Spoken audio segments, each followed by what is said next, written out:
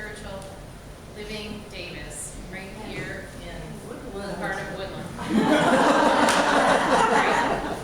Which is perfect, because the title of my talk is The Perfection of Imperfection. Yes. Right. And this month's theme is mystical marriage. Yes. And I chose my talk title before I knew about the theme, so I had to figure out how they go together. But the imperfect being perfect meant that for sure there was going to be a way in which they did. And it turns out that when I read this month's Science of Mind magazine, which is where the mystical marriage is talked about in great detail, and I highly recommend the magazine if you don't have it. It has wonderful articles. That mystical marriage is really just about how do I get closer to the beloved, which is the divine. How do I get closer to myself, the part of me that is perfect, the part of me that is truly perfect, that is connected with all things. And the incredible, one of the many incredible paradoxes of spiritual growth is that to get closer to that part of me which is perfect, I have to recognize my own imperfection, and I have to embrace it, and I have to love myself anyway. And that imperfect is a window into that marriage. And actually, if I think about it, earthly marriages are somewhat the same way. It's in order to really stay and have intimacy, you have to be able to see the imperfect in each other, and you have to love them anyway. And this is something that has been talked about by a lot of different traditions. In Judaism, there is the story of Adam and Eve, and the way it's told, especially in the more spiritual Kabbalah Judaism, the more mystical part of it, talks about Adman, the original man, Adman, we know him as Adam, and that he gets cast out of paradise due to his imperfection. So that sounds pretty bad, right? Imperfection cast me out of paradise. But then the truth is that imperfection that is daily life and humanity is eventually what leads him back to God. That because if I'm not imperfect, and if I don't know that, and if I don't recognize it, then I don't actually need to know that divine part of myself. And Meister Eckhart, 700 years ago, said, to get at the core of God at his greatest, one must first get into the core of himself at his least. At his least. So that little part of it. And I like this other quote that I got, and a lot of actually what I'm interested in about imperfection, well, part of it came from my own life, but I've been reading this wonderful book, which I do highly recommend if you're the sort who likes to read these things, which is The Spirituality of Imperfection, Storytelling and the Search for Meaning by Ernest Kurtz. This is actually a fairly old book. It talks a lot about the roots of Alcoholics Anonymous and imperfection. It's really interesting. So a recent Jungian author, Marion Woodman, who's an analyst, Jungian analyst, says, imperfection keeps a person in touch with the God. At the very point of the vulnerability is where the surrender takes place. That is the point where God enters. The God comes through the wound. I just want to say that again. It's kind of a weird statement, but it's very important. The God comes through the wound. So what we're going to be exploring here this afternoon is what are some of the downsides of perfectionism, which is sort of the disease of seeking perfection. What are the downsides of that? And what are the upsides of imperfectionism, which is what I would like us to cultivate, which is recognizing and seeking and embracing the imperfect. And how do we cultivate imperfectionism, and why would we? Why do we care? So that's what we're going to be looking at, the downsides of perfectionism, the disease of perfection. Anne Lamott, any of you ever heard of her, the writer over in Marin, wonderful, wonderful writer. And she also writes about writing, but she's just fantastic. She says, perfection is shallow, unreal, and fatally uninteresting. And she also says, and in this is a book she wrote called Bird by Bird, Some Instructions on Writing and Life. She's talking about writing, like how perfectionism gets in the way of writing, but this applies to any kind of creative endeavor or thing that you want to do or improve in your life. Perfectionism is the voice of the oppressor, the enemy of the people. It will keep you cramped and insane your whole life, and it is the main obstacle between you and what she calls a shitty first draft. I think, and that's what she thinks everyone's goal should be, a shitty first draft. If you're creating something of any kind, just get it out. I think perfectionism is based on the obsessive belief that if you run carefully enough, hitting each stepping stone just right, you won't have to die. The truth is, you will die anyway, and then a lot of people who aren't even looking at their feet are going to do a lot better than you and have a lot more fun while they're doing it. So let's look at some of the downsides. How does it really play out, right?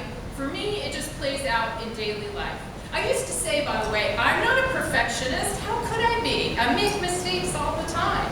Well, it turns out that perfectionists do too, but it's just really painful. Really, really painful, right? So if it's morning and I meant to get up at 6 a.m. and I pride myself, and that's the first kind of hazard, on a really good internal alarm clock, and for one reason it doesn't wake up my husband. And so I've set my internal alarm for 6 a.m., but I wake up at 7 a.m. My eyes open, I look at the clock at 6 a.m., what's my first thought? Oh God, I'm late. It's not the way it's supposed to be. I was supposed to wake up at 6 a.m., but I have woken up at 7 a.m. So I'm feeling a little crazy. Okay?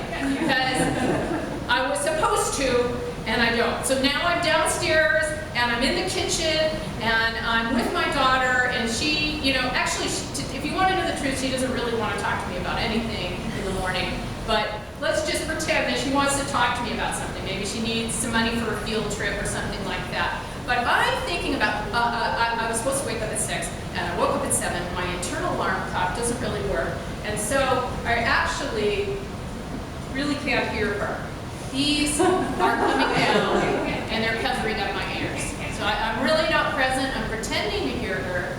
Yeah, okay, you need what? But I'm feeling a little crazy because I woke up late and I really, really can't hear her. And so then I get to work and I see that person, everybody has that person who's working my last nerves. And I see her and she's just impeccably dressed. Impeccably. She just looks so great. Now, I gotta come back to another Anne Lamott quote, because I just love her. She says, never compare your insides with somebody else's outsides. But let me tell you, I have done that my whole life. When I was a little girl, they had these things called knee socks. They don't really have knee socks anymore. We had to wear a dress to school, and I had knee socks, and my knee socks would never stay up. Everybody else's knee socks, it seems like, would stay up, but mine just always fell down. And in my head, as a little girl, I really got that idea of all these other little girls, their outsides were perfect because their knee socks were good, and their cover to their book looked great, and their skirts were perfectly pressed, and they had these really great lunches with chocolate milk and stuff, and I always had something really healthy because my parents were ahead of the curve on that. And so I just was always sure that I was really imperfect and they weren't. So basically, I built up a wall between them and me. This is my wall. Let's see if we can get it to stay. There. A wall between them and me. And I have the same wall when I see this woman at work, to come back to that. So I got up late, I'm not listening to my daughter, I'm at work, and she's got this impeccable outfit on, and I don't because I woke up late, and I couldn't, and so I just have the best thing I can figure out for that day. So I really don't want to deal with her, because I you know, all day long I'm beating up on myself. I got up late, you know, because I got to the office late, I'm not really prepared for this meeting, and I'm just thinking, you know, if you only knew me and what I've done wrong today. What have I done wrong, by the way? I woke up an hour later than I meant to, but that's not what my head's telling me, right? If you only knew, then you know, you wouldn't want anything to do with me. So I'm the devil, right? I'm the devil. I'm a crazy devil. I've got devil ears. I got a wall up between me and you. I can't really hear you because I'm not present, because I'm thinking about me and all the things that I did wrong, right? And what's sin, by the way? What's the definition of sin? Sin, original Latin word, what was it? Separation from God. Yes, and missing the mark. Oh, originally, in Latin, it just meant missing the mark. It was like if you had a quiver and an arrow, and you were shooting at a target, and the arrow went off, that was a sin, missing the mark. So, I have sinned. I have missed the mark of 6 a.m. and the rest of my day is simply going on. So now comes the part where, okay, all these things are causing me a lot of pain. So I got to find a way to get out of the pain. I got to find a way. Well, I have some ways. I have some tricks. One of them is I got my gavel. I can judge you. Because if I'm late and crazy and make a lot of mistakes and the devil and I have a wall between us, then, you know, there's got to be something wrong with you, or how am I going to feel better? Well, you know, you're just too fat. You're too thin. You're a snob.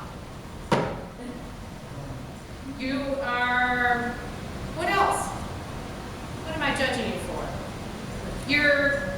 You're too conservative, you're too liberal, or if I'm in the Center for Spiritual Living, maybe I say it this way: your consciousness just really isn't where it should be.